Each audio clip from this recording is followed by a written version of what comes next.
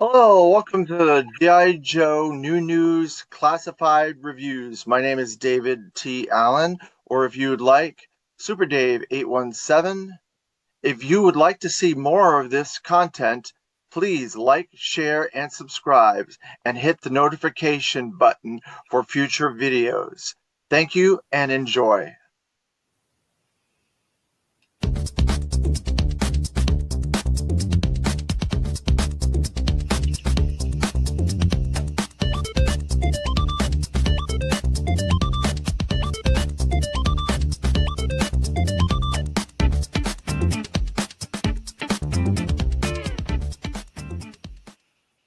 Hello, welcome to another episode of the G.I. Joe New News Classified Review. I am David Allen, or if you'd like, you can call me Super Dave 817. We are here today to talk about Classified number 83, Tunnel Rats. Yay! We're up to 83 today. Good morning, everybody in the chat, and good morning to Michael Gene Fleming for joining us today. We're moving right along here. We're getting up to closer to 100. And you know what that means when we get to 100? Something big, something fun, something awesome is coming our way. So we're very close.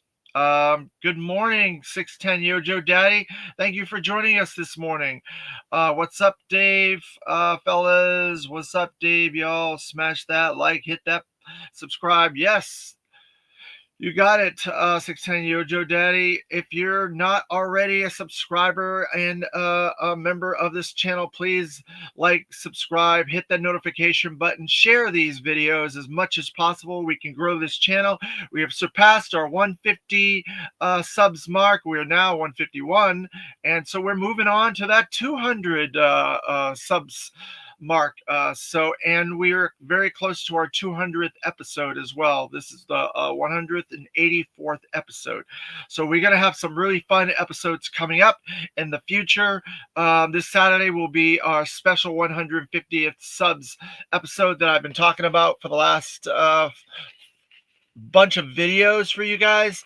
We're going to do some really fun stuff in that video, and it's going to be a interactive video for you guys to choose different things that we're going to give as options in that video. I'm not going to go over it all right this minute. We'll possibly do it at the end of this video.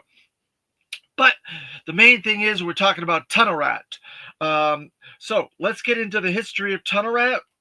First, we're going to go to Dan Klingensmith's series of books, Creating the History of G.I. Joe by Dan Klingensmith. This is volume 1. Wow. All right. So there's Tunnel Rat. So there's a lot of big pieces of artwork for that and different ideations for Tunnel Rat. This one is done by Dave Dorman, which I'm trying to get him to my convention. I hope I can get him to the convention. That'd be great. But we'll have to wait and see. Alternate names, N.A., year release, 1987, designed by Ron Rudat. All right, Tunnel Rat was based on the tunnel rats during the Vietnam War. Ron shared that the job of a tunnel rat was very dangerous because they would only have a .45 caliber pistol, bayonet, and flashlight on them while traveling the underground tunnels that the Viet Cong had created. These tunnels would consist of living quarters, training grounds, hospitals, and would be filled with enemy personnel and booby traps. Once one of these tunnels was uncovered, the job of the tunnel rat was to go into the tunnels, eliminate any enemy soldiers, and plant explosives to destroy the tunnels. So there you go. There's Tunnel Rat, his origin. And again, most of these characters were designed by Ron Rudat. He designed almost every character from 82 to 87 and most of the vehicle pilots. Woody, good morning. Yo, Super Dave, what's up?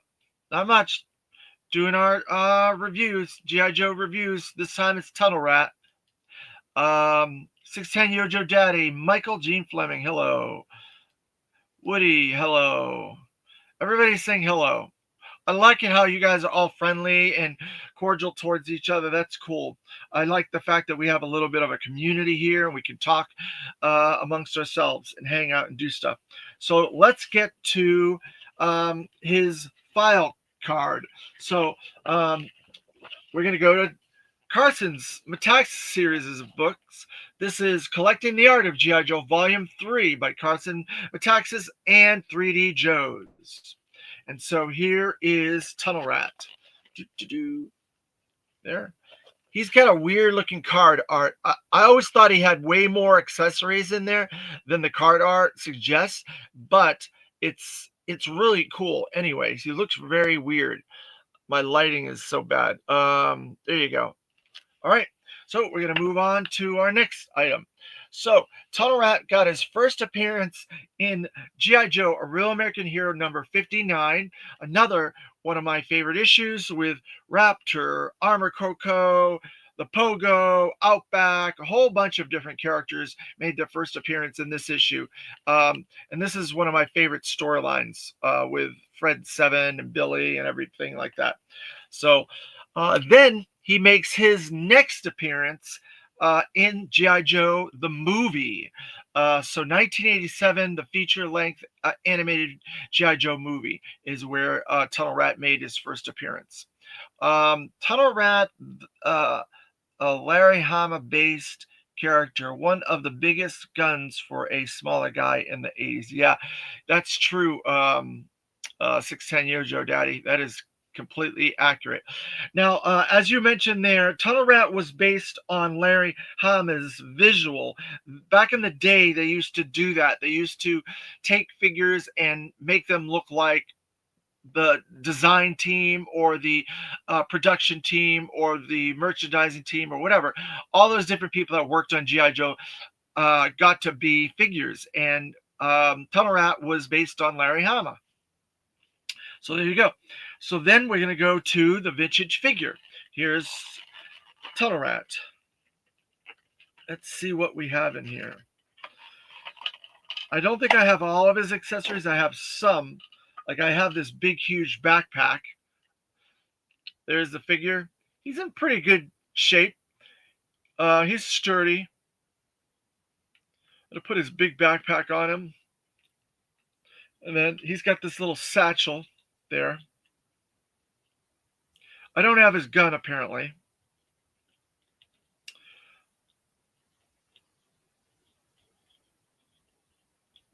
Let's see if I can get this on here.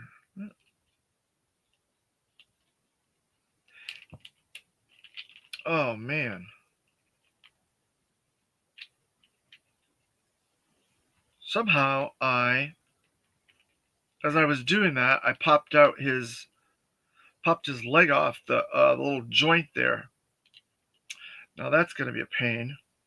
Oh, man. So there you go.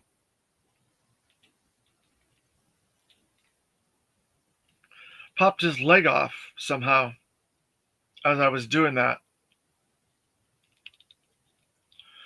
I don't know how I did that, but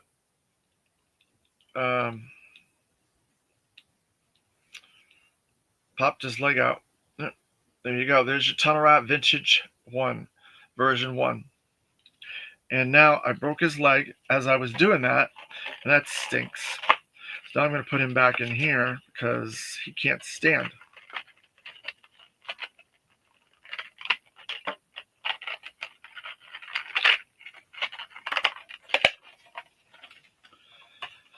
Put him over there for now.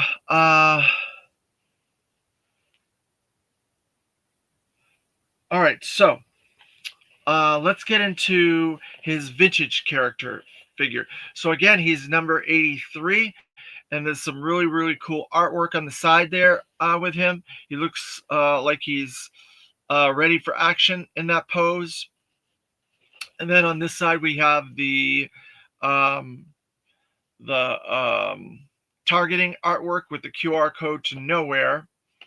And then on the back, we have the cross cell with all of his equipment. And then we have the little pictures of different things that are on the figure, like his satchel and his little tampo there. And then we have the designations. Let's see what designations Tunnel Rat has. We have, let's see, there's a bomb. It says ordnance. Then we have the other bombs.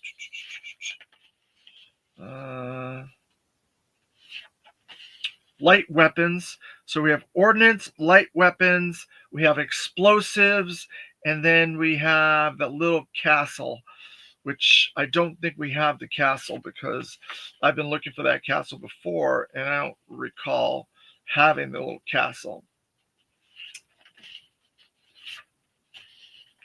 Yeah, I don't have the castle on here. So I'm not sure what the castle stands for. Maybe it's like the front lines or something, the castle. I'm not entirely sure what that stands for. But those are the designations there for him. So then we go to his front package art, and we have that photography by Shooting the Galaxy Matt. Then we have the little cross all of his weapons and that piece of artwork there. Now, it is rumored that this is connected to the Mole Rats and that Energon type storyline with Night Force, because he's in this tunnel here. It's like a mining tunnel.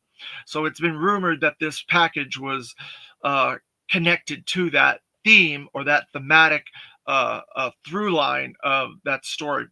But I don't see any Energon crystals or any kind of connections in there. But looks really cool anyways, I must say. All right, again, this is the first time we're opening all these figures up. We started with double Snake Eyes, 00 Snake Eyes, and we've moved all the ways up to 83. We've gone through 9 vintage package figures so far, and some odds and ends like the Fortnite Snake Eyes and the running variants. And now we are up to 83 Tunnel Rat. And there he is. Then we have his weapons locker, Stars and Stripes, 83, and Tunnel Rat, 83. So put that there for now. And now this looks like my Tunnel Rat's leg is very loose in here. I don't know if you can see that in there, but it's kind of loose, very loose in my package. So I'm gonna be very careful trying to get that out of there, because I happened to break the leg on my vintage one as I was putting that satchel on him, and now I'm going to have to get a new Tunnel Rat because that broke. There.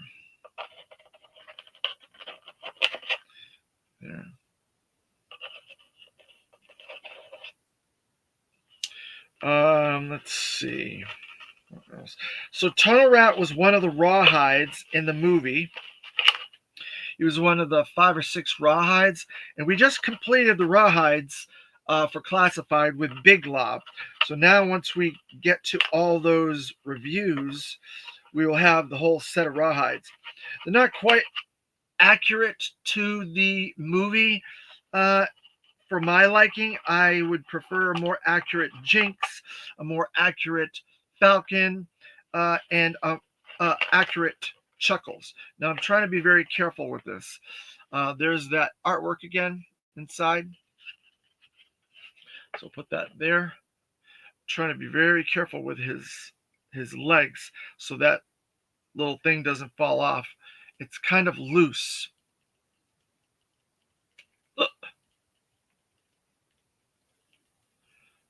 Very loose. The crotch there, it's very, very loose. You see those gaps in it? It's not very tight in there. So I'm going to have to be very careful with this so I don't have the same problem that I just had with my vintage one.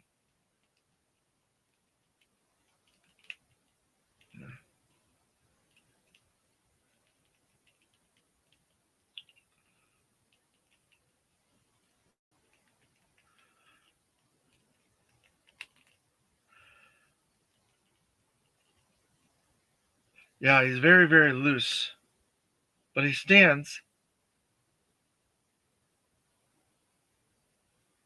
He's got a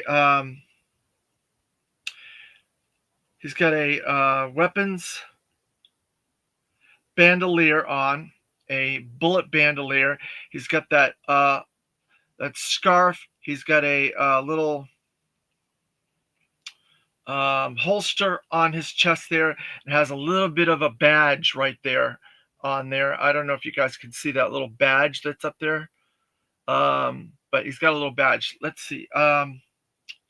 Michael Gene Fleming. I'm assuming anything in the Night Force subline and the accompanying Cobra Walmart exclusive is all related to the Dark Energon outbreak story as the problem spirals bigger, more people called in. Yeah, that's probably accurate. You're right, Michael Gene Fleming. Crusty Old Crow. Good morning, Dave and chat. Thank you. And then everybody's saying hello to everybody. All right.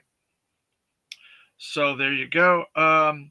So he's got a little bit of secondary on his right leg, a holster secondary, and some ordnance on his left leg. He's got some tattoos on his arms, on both of his arms, some like flame tattoos on there. See those flame tattoos?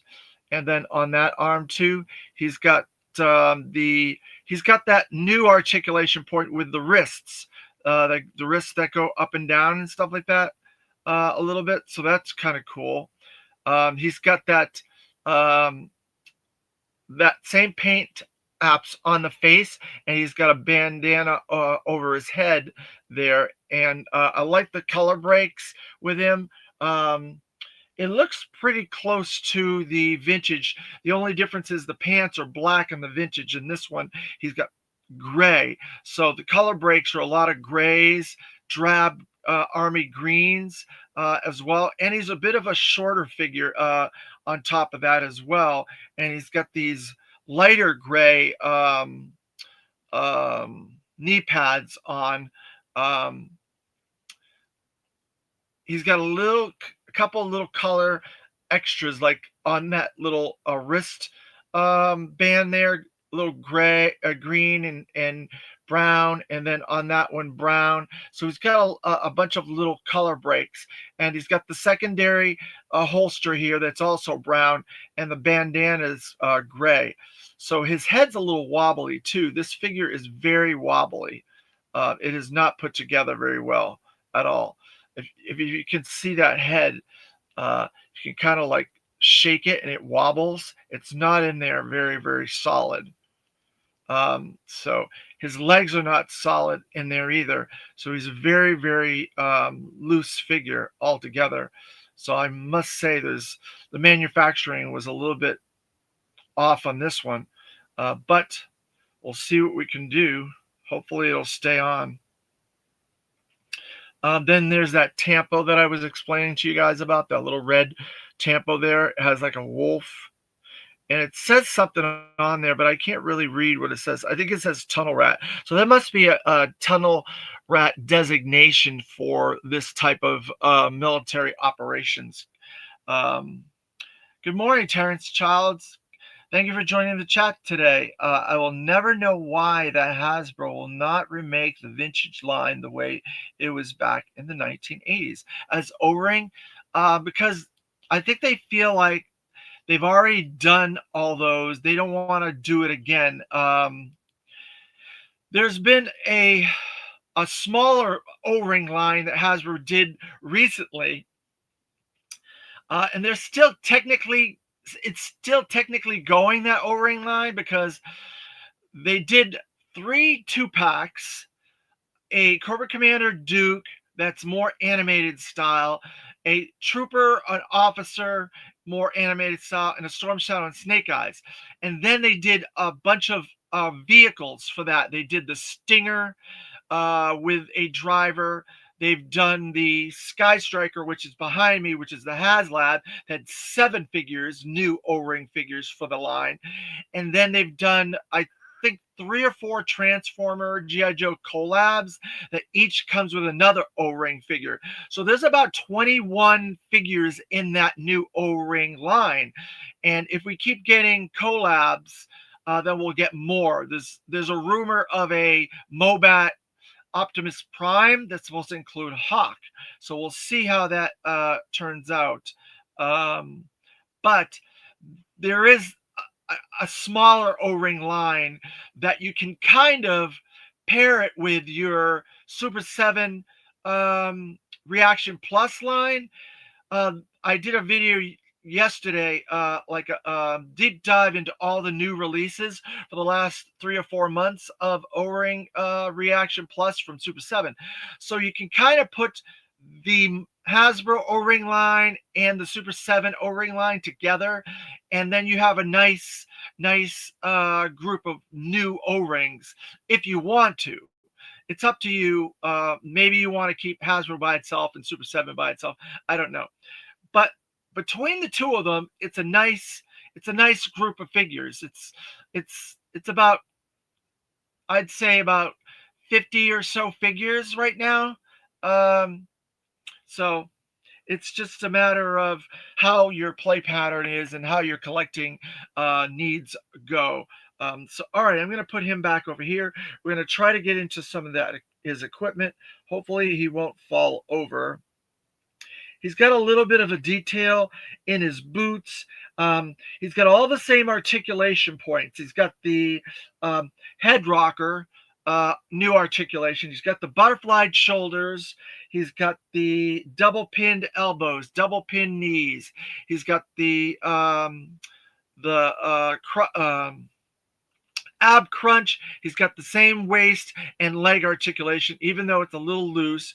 He's got the thigh and the calf articulation. He's got the new wrist, the one that twists up and down, that one, not just the rotating one. He's got the foot rocker, and he's got the bottom ankle, the secondary ankle articulation. So he's got both of those. So he's got most of the articulation points. He's got one of the new ones with the wrist. All right, so we're going to get into his accessories. He's probably going to have a lot of accessories based on his card art. He had a lot in that cross cell.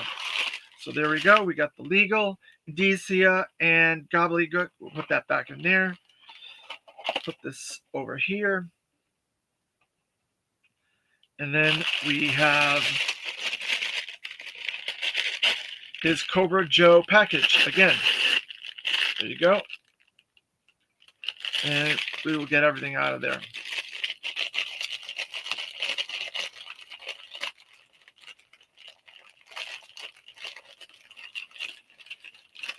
So we got this big, cool gun, and this is a gun that we've seen before because it's got that little thing that goes on there like that. That sits on the ground so we can make sniper shots. And there's a little bit of deco on that as well. There's a little green there, and there's a little green on the butt there. So that gives this a little bit of color break on this. And that's what I was saying a few episodes back, where some of the earlier stuff had those color breaks and stuff on the weapons, where now newer ones don't have it. And then he has his satchel. It's brown. And he's got his big, huge backpack. Look at how big that is. Although this backpack doesn't look like it has any color breaks on it, it is huge. I think it's bigger than the one he came with on the vintage. Oh, there is a little bit of color break. There's some little color in those buckles there. And that's about all the color breaks on this. The rest is green. So put that there. It does match his gun, though. Those color breaks on the gun. It matches the same color as his backpack. Then we got his head goggle set. Now this is a new piece. It has like 3 different eyes for 3 different views. And it's black. That's a new piece. We've never seen that before. That must go on his head. So let's put it on his head. There, like that. There. And then, let's see, we have a bunch of little things in here. Let's see, we have a revolver. That's probably what's going to go in his little holster there on his chest, that revolver. We have a little bitty flashlight, which we've seen that flashlight a few different times. I think there's a place on his backpack that flashlight goes in. Yeah, there is. There's a little bitty hole on the top of the backpack. Actually, there's two holes, in fact. There. There. So you can put that there. And there's a second flashlight. And the second flashlight goes in the other hole. So that can go in there.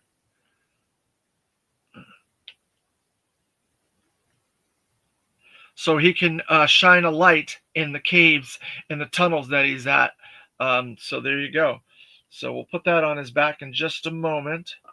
And then he has this knife, which he has a sheath on the side, has a little bit of color break. That's what I was saying. See, that has a black handle, and then it has this silver.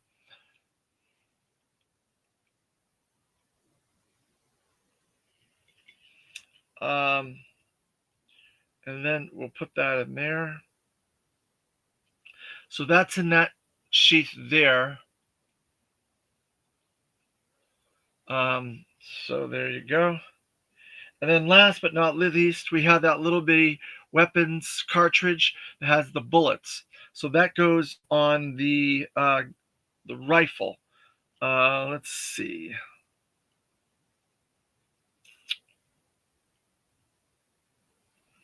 I think it goes in the bottom of the rifle and goes like that.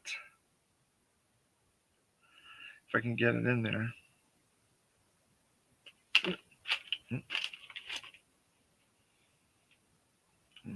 So let's see. All right, I think I got it. All right. So that little cartridge, weapons cartridge, goes kind of like that. So the ammo looks like it's coming out of there, and it feeds that.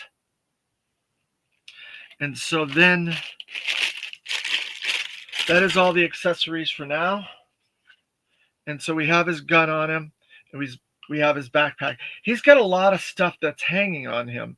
So I don't know if trying to get more stuff on him is a good idea, but I'm going to do my best to get all this stuff in there. I've got to be careful because he's a very loose figure.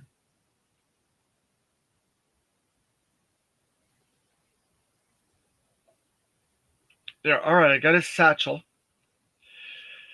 on there. Let's see if I can get his backpack on him.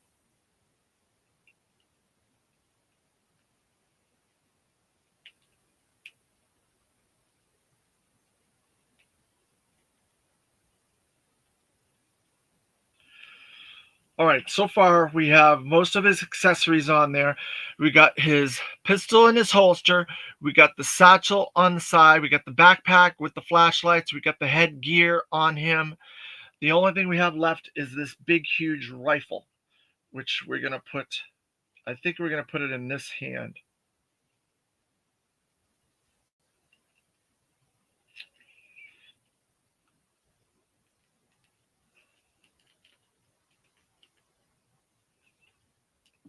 Oops, that little thing came off.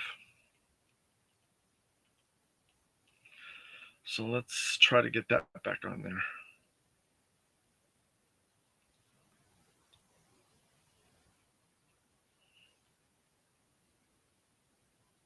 All right, I got it back on. All right, so now we have Tunnel Rat with all his gear.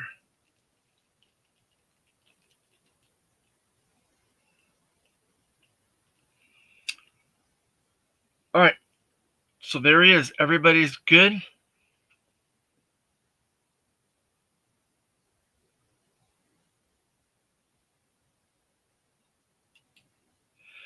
Thank you, Woody. I appreciate that. Glad I found your channel. I enjoy watching the smaller content creators. It just seems more genuine to me. Thank you. I appreciate that very much. Um, yeah, well, I'm doing this for the fun of it. I'm not doing it to get monetized or any of that type of stuff. I want to have more people watch, obviously, but I'm not doing it for all those type of reasons. I'm a fan of GI Joe. I want to talk about it. I want to showcase it to people and get it out there and to help the brand grow and help you guys get a better view of these characters and these figures and the history of the GI Joe brand as a whole, because we do that comparison and contrast of the two things in the history. And there's a lot of interesting things that a lot of people don't know. They just buy a toy in the store, but they don't know how that toy came to be or where it came from or what the history behind it is. So this is a little bit of a history lesson for not only vintage Joe, but classified Joe as well. Because there was a lot of things going on over the last 5 or so years as these figures were coming out, different controversies, different things that happened with figures and shipping and San Diego Comic-Con exclusive Pulse things, different changes in the process as it went along that people are not aware of and stuff. So there's a lot of cool information that could be disseminated to you guys that might help you with this collecting and understanding why certain things are the way they are, like the wibbly weapons, why they changed from the wibbly weapons to the solid weapons and back again, and why the packaging changed so often, and so on and so forth. Those type of things. Hey, good morning, Sean Jones. Thanks for joining us in the chat again. 610 Yojo Daddy. Yeah, love the realness here. Thank you very much, 610 Yojo Daddy. I appreciate it. I appreciate everybody in the chat commenting and talking amongst each other. And we have a small little community here, which I really enjoy. All you guys are very respectful and cool to each other and to me. So let's get into a little bit of these details that they put on this one. So they've got a bunch of cool details on these pouches on the side, the ordnance pouches, then the knee pads. There's these little holes in these knee pads, so they look like they're legitimate knee pads that you would use for skateboarding or something, and he just bought them off the shelf in the store and he's using them as part of his uniform. And then there's a lot of little details on the shoes there. You can see like the leather sections of the shoe, and there's a bunch of detail in the backpack, the back. There's also some cool details in the pants, realistic details. The satchel as well looks like a satchel. All this stuff looks very realistic. This looks like a guy that would really be out there in the field doing what he needs to do.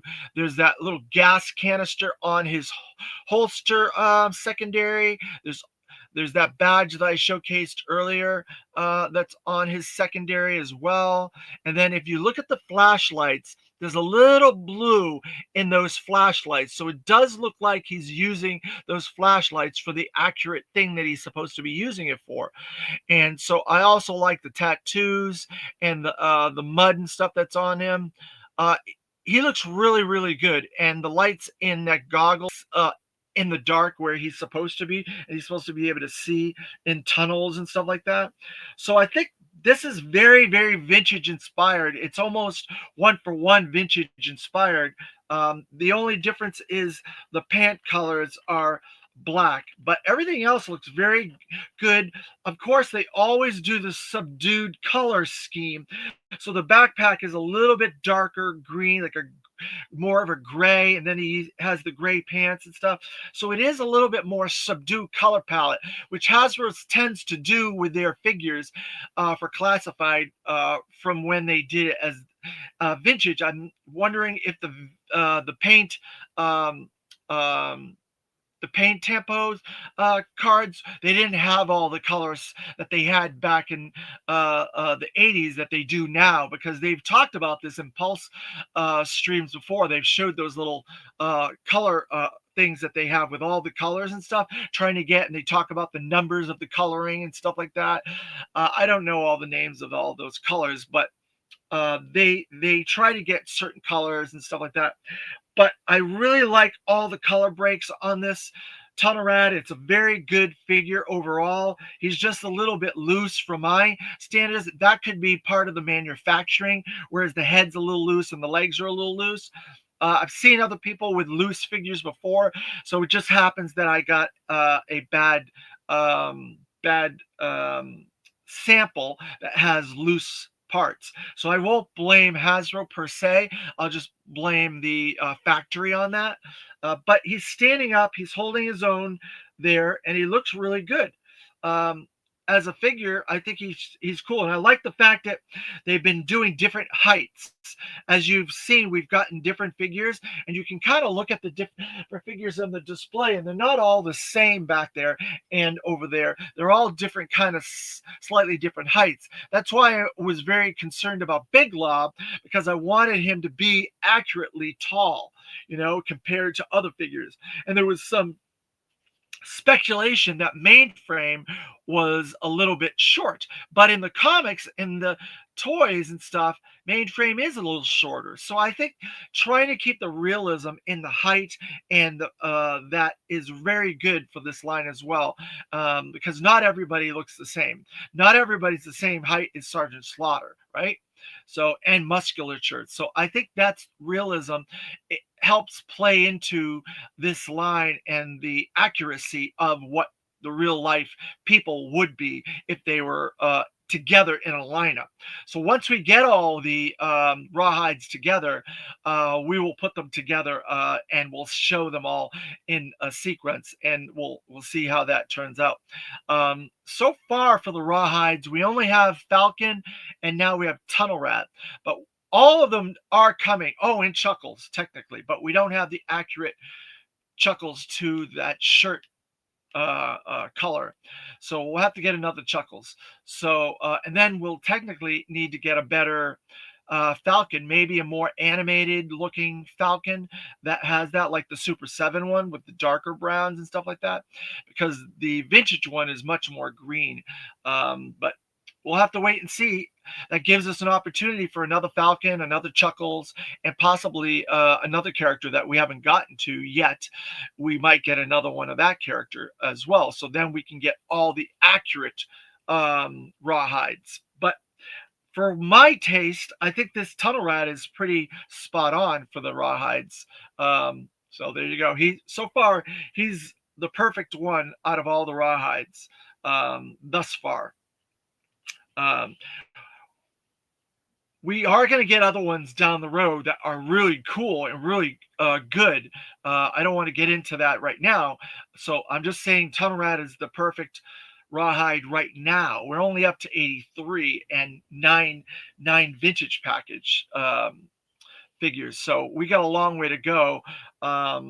They're about 100 ahead of us in the regular line, and they're probably about 20 or so vintage package figures ahead of us. And then with 100, we're going to start doing the 60th anniversary and then the legacy. So we got quite a lot of figures to get through. So I don't want to jump the gun as to the quality of this yet, but we got a lot more to go. So the next one is going to be a re-release of a character that is number 84. It's one of my all-time favorite characters, and I'll say it is a Cobra. And so this particular version, we were talking about it yesterday on the Super 7 review. I would love to get a third figure of this character, but we'll just have to wait and see if they do that.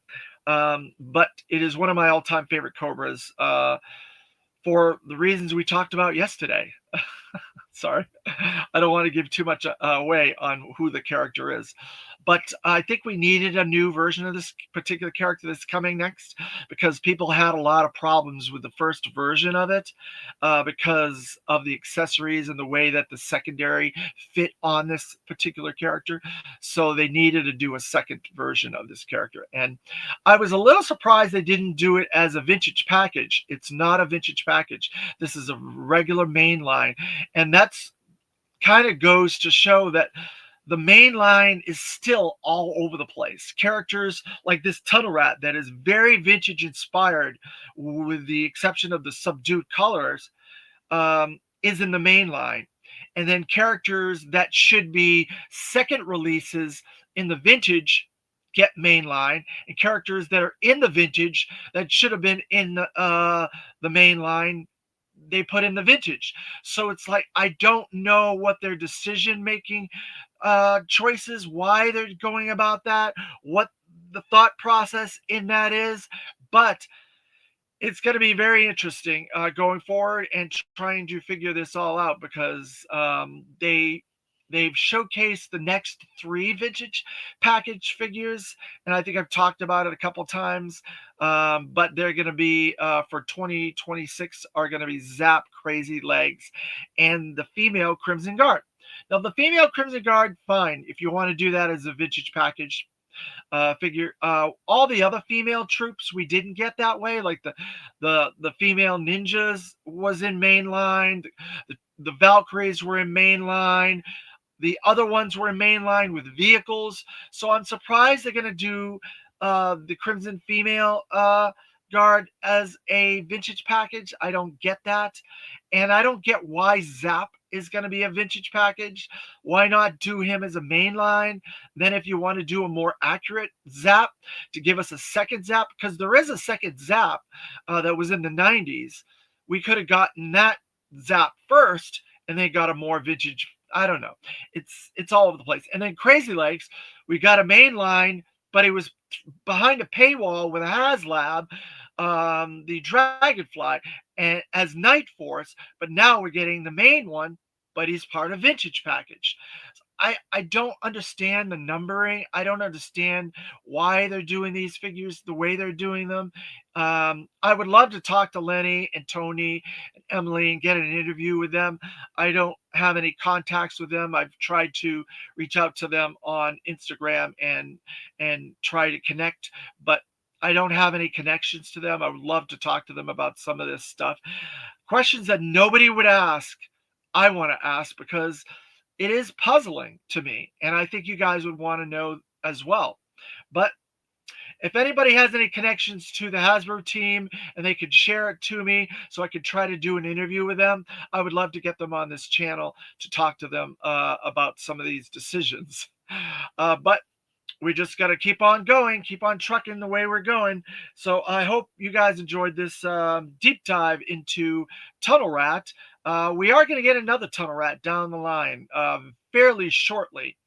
I think so. We did make our subs, like I said earlier, and we're going to be doing that 150 subs episode on Saturday. It'll be a really long special episode. So make sure you guys subscribe and hit the notifications so you can join me for that. It's going to be really good. It's going to be an interactive episode where you guys are going to get to choose a lot of stuff in that episode. And then we'll see what we do for that 200 episode one as well. If they made a Zap version 2, they had better include his giant sound making drone backpack thing. Yeah, because he was with the sound squad or whatever the heck the name of that is. That's true, Michael Gene Fleming. You're right. 610 Yojo Daddy. The one thing we can predict about when they release what is that it wasn't it won't make sense. That's it. That's the one thing you can't predict, that it won't make sense. Because people get upset over stuff. And I'm like, why are you getting upset over that? Like Lifeline, for instance. I think Lifeline's a perfectly good, upgraded, classified figure. He's got a lot of gray touches. He's got a lot more updates of the equipment, maybe the handles, maybe they should have colored some of the handles and things like that. But like I've been explaining over the last few days, they're cutting costs and they're trying to cut tampos and cut color decos things, so I can see why some of those things have been adjusted and changed. But overall, I think that Lifeline's a fantastic figure, but a lot of people are having a lot of problems with it, and I don't get it. I think it's a great figure from what I've seen. We'll see when we get to him in person if he holds up to our viewpoint. And that's like 100 figures down the line. So our view could change. And see, that's what I'm talking about. The controversy and the speculation and the vitriol for these different things are right now. When we get to him next year, possibly, who knows how we're going to feel when we get to that. And talking about this point in history, at that point, we might laugh like, why did people not like this? This is a great figure. And we might question ourselves like, oh, okay, they didn't like the fact that he had gray bits and stuff like that. But that gives us an opportunity for a vintage package version, more accurate and more detail with less gear and stuff like that down the road. So you have to look at all this stuff with a historical eye and a viewpoint that you're not looking at it right this moment. And it's funny, it's very interesting, and that's why I find it interesting to go back to the 5 years, and now we're looking at stuff that came out years ago. We're in what, 23 with the line right now that we're dealing with, and that's several years back, but eventually we will catch up to where we are. Uh, Woody 2022 do the figure addict. I like everything but the helmet on the Lifeline. Well, see, that's the thing. The original Lifeline, the helmet didn't come off, and he had the radio equipment and the thing around there, and it's very detailed. And it comes off. You get to see his hair like he did in the animation and the Sunbow cartoon, whereas before you couldn't. He was all blocked, and he had the goggles on. Now you get the glasses, you get two different sets of goggles, the helmet. So I don't understand why you wouldn't like that. Gives multiple variations of playability, photography, diorama options. I don't know. You're entitled to feel the way you do, Woody. I I think it's cool that they gave us a lot of new options. That's just my take on it, my opinion of the Lifeline. But you're entitled to feel the way you feel and collect the way you collect. But I like it. I like the options myself personally. Um, you agree the helmet's a little odd. Okay, that's fine. So I like it when they take helmets off. There are characters where I thought the helmet should have come off, like Copperhead. His helmet doesn't come off, but Scrap Iron, his helmet does come off. The Crimson Guards, I think they should have all come off and had that Fred face on it and be the exact face for every Crimson Guard. But they didn't. They didn't do that. There's been 3 Crimson Guards. Not one of them has the Fred head.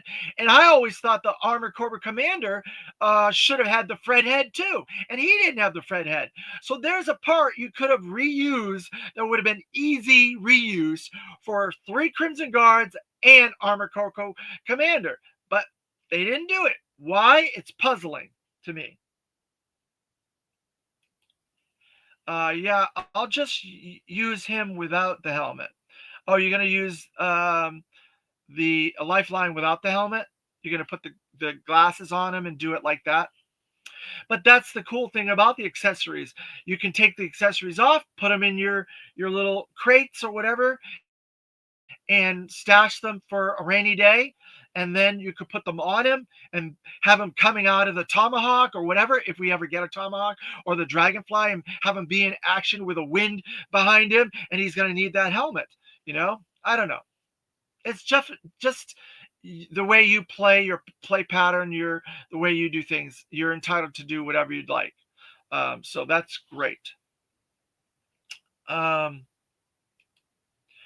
it's kind of Woody 22 222 the figure addict. It's kind of round. I usually don't complain. I buy a ton of this stuff. Oh, okay. I see. I understand what you're saying. Um, I think it would have been cool if he had a modern backboard for transporting injured with straps. I think that's accurate, but uh, Doc Doc has that equipment. Doc has some different equipment than Lifeline. Lifeline has different equipment than Doc. And since they're both medics and they're both going to be out in the field doing stuff, you can have some of Doc's equipment with Lifeline and some of Lifeline's equipment with Doc, and they can mix and match. That's the modular ability about Classified, that you can mix and match these accessories. And I think the Hasbro team has mentioned this, that if a piece of equipment that you think should be with one figure isn't, you can grab it from another figure and put it with it and do it vice versa. It's the modular ability, the playability, and stuff like that with this line. I definitely 610. I would have even taken a Doc's repainted white, and there you go. So there you go, Woody and 610 Yojo Daddy. So there's a lot of room in this stuff. We can't always judge the one figure by itself. We got to look at the big picture sometimes. And that's how I'm looking at it, as the big picture, because I know where this is going. I know what they're doing. We are definitely going to get to a point where we're probably going to get the Tomahawk for a rescue type situation for those medics and the Joes that would go with that scenario. And I think since we're getting an Arctic theme now, we'll probably be getting a water theme next year after Arctic, and then maybe we would get rescue, and the Tomahawk would be the center point to rescue, and we would have Lifeline and Doc and stuff like that, and different pilots and stuff like that that could help do those rescues where you land the Tomahawk in a field of battle and you have to get some troops that are injured, like the stuff that happened in the comic where you lost some of the troops and they had to get their bodies out of there, and they would land the Tomahawk and they would try to rescue those. That whole idea and doing a diorama and doing photography with that idea would be incredible. And then you could redo the regular Dragonfly and do a Vietnam scene with the LERP characters. If we get a 3-pack or 4-pack of the LERP team, trying to get them out on the Dragonfly, because that looks very Vietnam-esque, the Dragonfly. Woody, exactly, Dave. Big picture. It's not worth nitpicking a bunch of little things every now and he is cool, but some people pick apart every single figure, and that's ridiculous. Yep, you're 100%, Woody, 100%. I'm looking at the big picture. I know that certain characters are missing accessories, like those grappling hooks for the ninjas. That Alpine really didn't have a long enough grappling hook, but you can take some of them and put it with Alpine. You can take different accessories and put it with different figures. So yeah, it's a whole theme. It's a whole line of toys that you can play with and do whatever you want to with. And so that's what I'm looking at it in the big picture. Michael G. Fleming, looking at Lifeline's helmet, pictures from the side, it looks fine, but it does look weird from the front. I think it's not actually the shape, but the white stripes on the front doing a visual distortion. And that is definitely true. A lot of these renders are very poor. I don't want to pick at Hasbro, but I don't really care for some of the renders, like the Big Lob. Looking at that render, he does not look like the height that he should be, but they said in the panel he was 7 inches. So they answered that question in that panel and on the Pulse stream. And so a lot of the renders don't look good. That's why I'm judging these figures when I open them up and I do a really detailed outline of what these characters are, and I showcase them that way. And other folks have done that too. A Toy Kind of Mood does that, and there's other people that do it as well, where they review figures and they're doing them right when they get the figure. Where we're doing it a little bit behind, farther down the line, in a contrast with the vintage and stuff like that. And so I am not really picking at it right now, but I will be a little bit more critical when I get it in hand. Uh, this isn't from the render. I was looking at the product photos the product photos from the case at New York Comic Con you saw on Big Bag Toy Store. I see what you're saying. So, and again, the lighting might be weird. It's in the glass case, whatever. I don't know, but fine. That's fine. Michael Gene Fleming. Um, yeah, Michael Gene Fleming. It probably is the paint. Yeah. So I didn't mean to get down a rabbit hole on Lifeline. I'm sorry. Sometimes the chat, we go in different directions and we go down these rabbit holes. It's funny. But yeah, so I would behoove you guys to wait till you get your figures in hand and make your final judgments. And then if you don't care for it, then you have a definitive figure in hand. You can make those judgments like we're doing here. This is definitely a very cool figure. Definitely looks cool. Um, Yeah, I know. We do these rabbit holes from time to time, Woody, but it's fun, you know? That's what the chat's for. That's why I like talking about this stuff. And you can imagine us as kids, like bickering back and forth. No, I like this. No, I like this. No, I think he'd be cool with this. No, I think he'd be cool with that. And we'd be trading off figures and saying who our favorite characters. I can just imagine that us as children doing that, and that's what this is like. We're just talking Joes. There you go, Woody. We're just talking Joes. That's exactly it. So it's really fun. Um, so any other questions you guys have? We got let's see, MCM London, and then we have that Italian show, Toca. I think it's called Toca. I can't recall the exact name of it. That'll be the week after, and so we'll get more information on the Arctic Hiss for that as well. And I believe we're going to probably end up with that pre-order starting sometime after the apocalypse in November. So I hope your guys' wallets are not blowing up right now. I know mine is. Thankfully, we got a little bit of a break. My Python is supposed to arrive today, which I'm a little bit shocked that my Python is coming today. So I'll be showing that off, and I'll be showing off my snake armor in a future video when that arrives as well. Let's see. That's the best part of this show. It reminds me of break time conversations in third grade. That's it. Yes, 610 Yojo Daddy. That's exactly right. I'm doing let's see. Michael Gene Fleming. I'm doing remote work now, so all this discussion gives me something resembling human interaction when the job's not too busy and I can comment. So the rabbit trails are great.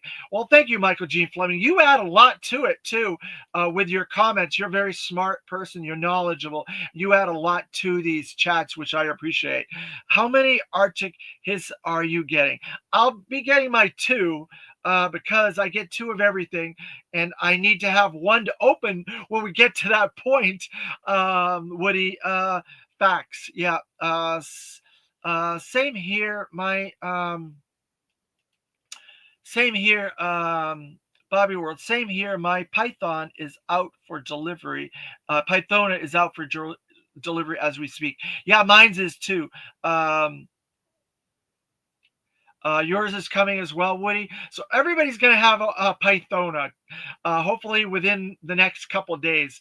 I'm a little surprised. So we got ours. We must have did the pre-order because we're all Pulse, must be all Pulse Premium members. So we did it that first day. So they shipped it out on Monday or Tuesday, and so all of us are getting it pretty quick. I feel bad for those that have to wait till November 3rd that aren't Pulse Premium members. If you're not a Pulse Premium member, you're doing yourself a disservice. The figures are cheaper, the shipping is cheaper. Yeah, Pulse went up a little bit.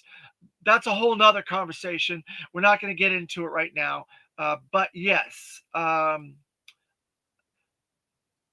your Python is on the way as well.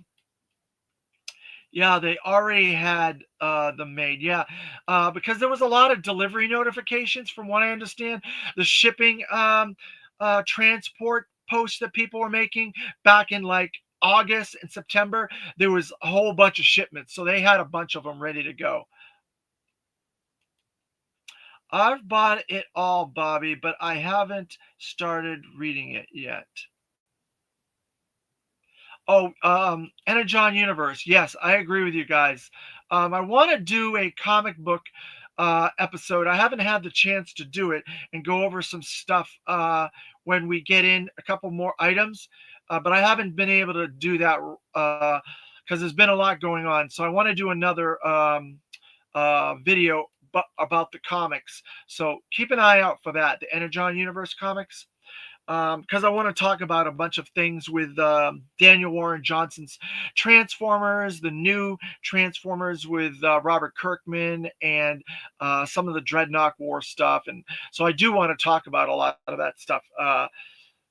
And it helps to do a break from the classified reviews in the channel when you have a break sometimes, instead of just doing classified reviews all through there. So it's good to do a break. So I might do it maybe next week. I might do a Energon Universe comic break. But they're doing a great job with the comics. Energon Universe is incredible. I would love to get some figures from that. There's an easy wave of figures to do with that, you know. There's a long-haired, scruffy Duke. There's the good guy Baroness, Vipra, Risk, possibly a really burly version of Mercer. You know, you could do the burly version of, or the grizzly version of Clutch as well. So there's 5 or 6 figures you could get, and re-releases of characters like Clutch, Duke, Mercer, and some new characters. Oh, a new release of Baroness as well. So there's an opportunity for that. I hope next year we get a wave of those, because they're doing 5-figure waves now for next year. The first wave we just pre-ordered the other day, and it looks like there's 5 or 6 waves of 5-figure waves coming next year. If you look at the name only renders and stuff like that that have been released, all the designations that they've done on several other channels out there. I don't really get into that stuff, but I will comment on it when I know things.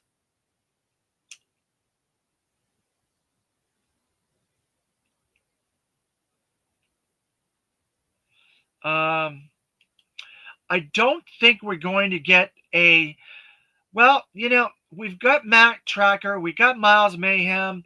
There's a possibility they can incorporate them into classified, because they did add Mac Tracker twice into the 4-inch modern line. So there's a possibility we could, and don't do vehicles with them, unless you just do a regular vehicle and don't make it transform or something like that. I'm not sure. That would be something classified scale, like Switchblade and stuff. That would be, boy, would that be something as a HasLab. Imagine them doing a HasLab, Mask HasLab. Whoo, boy, that's a whole nother rabbit hole. I don't want to go down that. We need a new Destro badly. Well, I think Destro Iron Grenadiers is coming. There's been a rumor. There's a lot of the vendors pre-ordered a Destro last fall, about a year prior to this. They had been ordering stuff in advance. They get these designations, these names, and they order stuff. The vendors do, but they don't know what it is unless they ask, hey, what is this? And sometimes the people they're ordering from will tell them, oh, that's this, or that's this, or that's this. That's how we get these leaks, like the Flash leak, the Fang leak, and Destro Iron Grenadiers. I think that is coming, and it will be this year possibly. So Woody, I would not be shocked if that Destro Iron Grenadier is coming very shortly. We may even get a render or two at MCM London. Who knows? Uh, we think there's going to be some stuff there, so they always do 2 or 3 things at MCM London. And because the fall, there's 3 or 4 shows in the fall, they spread those renders and those name onlys out over these 2 or 3 events. Normally it's New York Comic Con, 1027, MCM London. But this year it's New York Comic Con, MCM London, and Toka, or whatever the Italian show is. I can't remember. Yes, Iron Grenadiers is desperately needed with the Despoiler. I don't know if we're going to get the Despoiler, 610 Yojo Daddy, but maybe something like that could be a HasLab, the big vehicle with the little vehicle as a unlock or something. But they've been testing that Destro cape out. They did it with the Twilight Guard, and we've gotten capes with Pythona and stuff like that, and we've gotten other capes. So they're testing that technology, so they're future proofing those things like they did with Flash's accessories with Glenda in the HasLab Dragonfly. So they're future testing a lot of this stuff for figures down the line. So you can kind of put 2 and 2 together and say, yes, there's an Iron Grenadiers Destro on the way. You know, IG Destro would be great, no question. But would I want one of coded Destro like Valorverse, Venom, or Resolute?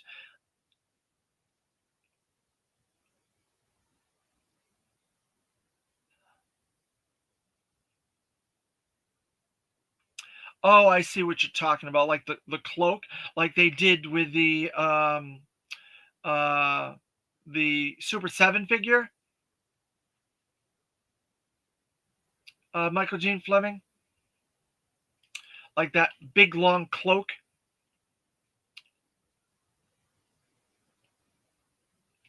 610 Yojo Daddy. Yeah, the demon with the despoiler would be a great HasLab.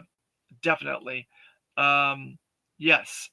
So you want that winter cloak type thing where he looks kind of regalish. Yeah, I think that it looks very cool. It's very striking. That long black leather cloak type thing. I like that a lot. But there's so much time that we have with this line. I've talked about a time frame numerous times that Star Wars Black Series is at its 15th year right now. And look at all the stuff we've gotten for Star Wars Black Series. So we got another 10 years, hoping, praying, crossing my fingers that Classified goes for 10 more years. That's 2035. Imagine all the stuff.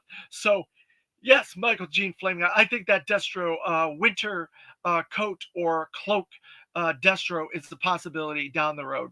I just think we have to be patient. They are doing those Arctic figures. We've gotten Flint and Lady J, and I believe we're going to get more for that. I think they're going to use that tooling for a bunch of characters. Because Super 7's doing it. They're reusing all that, their molds, their winter Arctic molds. And so I think Classified will do the same thing. I think next year, by this time next year, if we don't have our Arctic Hisses, our Snowcats, Battle Polar Bear with whoever, a stalker with kayak, an iceberg, I would be shocked. You can go back a year, watch this video, and say David was right. I would be shocked if all those things don't happen in the next year.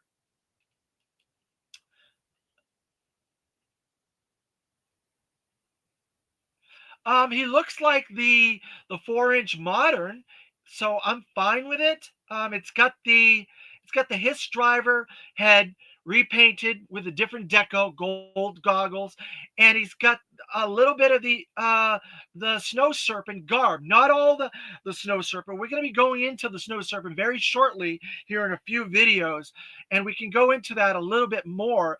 But he's in the Arctic. He's got to have some sort of a gear, so they're going to reuse that mold, Arctic um, snow serpent mold, to try to get it out again. And so, for all those reasons, I think it's fine. But that's just the way it is, you know. I don't have a say so in this stuff, but it looks like the modern 4-inch, pretty close to me, and it's okay with me. I really like the updates to the Arctic Hiss that they've made, where the red top canopy is red and it opens and stuff like the other Hiss. And I like the fact that you can put troops, you can put some snow serpents now in the back of the Hiss. That makes really cool sense that you could have a similar play pattern as the Snowcat, because now you have troops that you can put in the Snowcat. I did want to top on that troop part, but that's a little weird. But you can put troops inside the Arctic Hiss, so you can't put those snow serpents in there, which I think makes sense. That the driver and the snow serpents that are inside there all match as a theme.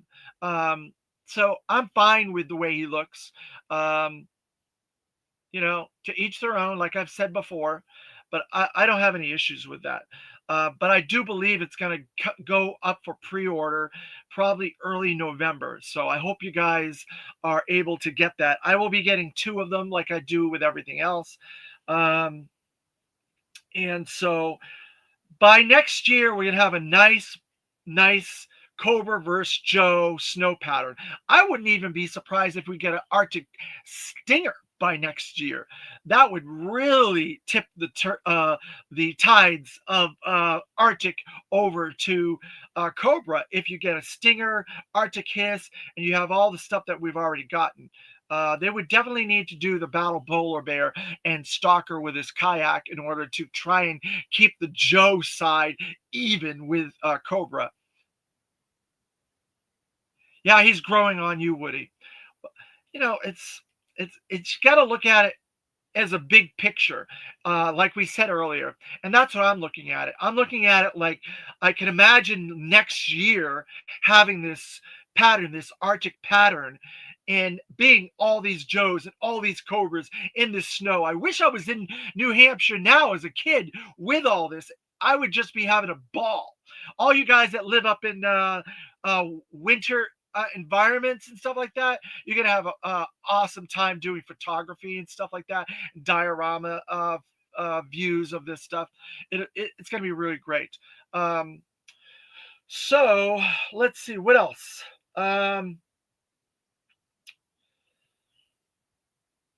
We have the Royal Guard that adds to the play pattern as well for the Cobra La. And I've talked about this Royal Guard before, but the Cobra La, I believe the tail that's part of the Scorpion for the Desert Scorpion is another way that they're future proofing this line. They're using that technology that's probably going to end up being used for Globulus, and it'll be able to twist and go inside that flying blob. And that's the last one, with the exception of maybe the Cobra La Denizens, possibly down the line. I don't know if Hasbro will do the Cobra La Denizens. Possibly, maybe do a Cobra Commander as a Cobra La Denizen before he becomes Cobra Commander, and then do another Cobra La Denizen with him as a 2-pack. That would be kind of cool, wouldn't it? But I really like the Royal Guards, and they're definitely future-proofing Globulus with that tail, that mechanism for the desert scorpion. Um, Good thing about the Arctic Hiss is that it won't charge till it ships in the fall of 2026. Yes, that's the one good thing. I'm glad you brought that up. So we're pre-ordering this, right? For 30 days we have time to pre-order it, but you don't have to pay for it until it ships next year. So that's awesome. So hopefully you guys will be able to get it. True that 610. Best thing about the Arctic Hiss is it's white base, easier to custom paint. Well, there's also a secondary digital camo on it. I don't know if you've seen some of the videos that people did interviews with the Hasbro team. There's a digital camo on the outside of the Hiss tank. It's hard to see, but several of the videos they kind of showed that. So I don't know how well that paint's going to look after you paint it, if you want to paint it to a different deco, Bobby World. So keep that in mind. Um, IIRC Darklon's Evader vehicle and the Nullifier figure were both originally designed as Cobra La items. It'd be cool if they made those in Cobra La design for classified. Michael G. Fleming, that is a good point. I didn't think about that. But yeah, I don't know if we would get any other vehicles or any other things for Cobra, but I think if we're going to do HasLabs, we're going to start having to think about stuff like this, trying to think outside Joe and Cobra, like the Despoiler and all that stuff. As a HasLab, and try to maybe think outside, do maybe a Dreadnought HasLab, maybe do Iron Grenadier HasLab. So it's not always Joe, in order to create a better play pattern for these factions. And trying to do a Cobra La play pattern, I think it would be nice to have a Cobra La play set, maybe to have that clam, that Cobra Commander's imprisoned in, that big tower with the spore tower. Do like the chair where he's on. Do a nice diorama playset for Cobra La. Maybe include some of those vehicles in that. I don't know. It's something I want to get more play sets. I really want to get the battle tactical platform as a playset for the water theme, and I think that's a possibility as a HasLab, a really cool HasLab for Joe, and then a Moray for Cobra, and then you do all these other vehicles like the water moccasin, the shark, the night landing, the fish, and grow that water pattern out. I don't think you're getting the whale. I think if you're going to get Cutter, you're going to have to put him in the battle tactical platform. I don't think we're getting that whale. That whale would be bigger than my ability to show my hands on here. Let's see. This hand and then this hand. It'd be bigger than this view. That's how big that thing would be. Because you saw how big that snowcat is. It is chunky. It is big, and the whale is twice the size of that snowcat. So you take about this and you double that, and it's like this, and the width is absolutely huge. There's no way we're getting that. It'd be like $650. Are you guys going to be able to afford that? Where would you put it? Oh, we already showed that. So I don't see us getting a whale. I think it's possible to get a moray because the moray is skinnier and longer, so you can fit it on a shelf. And this is the view that the Hasbro team has. They're always thinking about how can you fit this on a shelf? What is the most modular ability? That's why the Rattler, they did the VTOL for the Rhino, where the Rhino was a VTOL, but the Dragon, the Rattler was not. But they made the Rattler VTOL so it would fit into a shelf cubicle. I went a little bit deeper on mine. I made this really deep set so I could do vehicles bigger. So eventually, when we get to all those HasLabs, they'll fit on this display, but it's deeper. But a lot of people don't have that ability or that space to do that. So you've got to look at it from that point of view. So the whale, I think the whale is out. That's just my 2 cents on it, my logic. But I think the Moray is doable. I think the battle tactical platform is doable because it's modular. You can bring up the bridges, you can bring up parts to it, and you can still stick it on there and fold it up and compartmentalize it and stuff like that. But I would love that. I would love that. The helipad to put the Dragonfly on it because it would be much bigger to do that computer inside console in that building type thing and make it deeper, make it more, and add more weapon systems and more panels to open up with technology and towing and lifting and all kinds of different layers. Make it really realistic, like they did in the comics when they fought Cobra to stop them from trying to create Cobra Island. Unfortunately, Cobra won that battle, but it's my imagination is just through the roof for a battle tactical platform. I would just love it. I would just absolutely love it.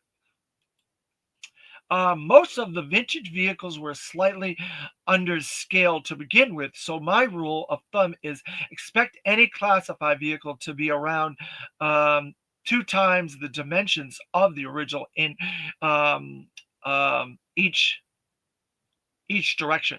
That's very good math on your part, Michael Gene Fleming. I'm not a mathematician, so I couldn't do that math, but you seem like you're a lot smarter than I am, and I agree with you 100% on that. The Snowcat is the perfect example of that. I've showed the Snowcat. It's much smaller than you would think, but when you look at it, it's actually taller and wider. So it's weird. A friend of mine is going to good thing.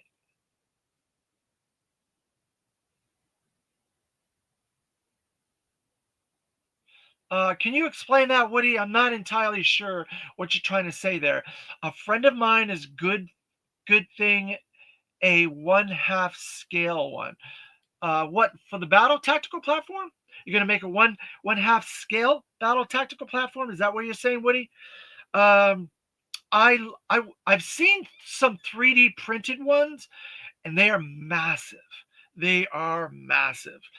But the way that Hasbro thinks of this stuff, modularization, they would think of it, I think they would make it longer and they would have, like I said, parts fold up and parts come together to store it and compartmentalize it. A friend of mine is building a 1/2 one. Oh, okay. I gotcha.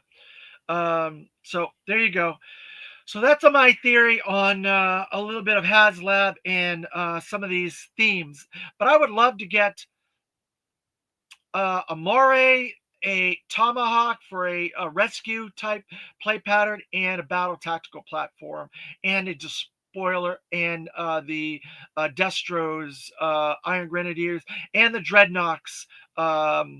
Uh, Thunder Machine, all those are must-haves for those factions and those themes and those play patterns. You know, so all right, we've gone on long enough chit-chatting about all this stuff. I appreciate everybody in the chat.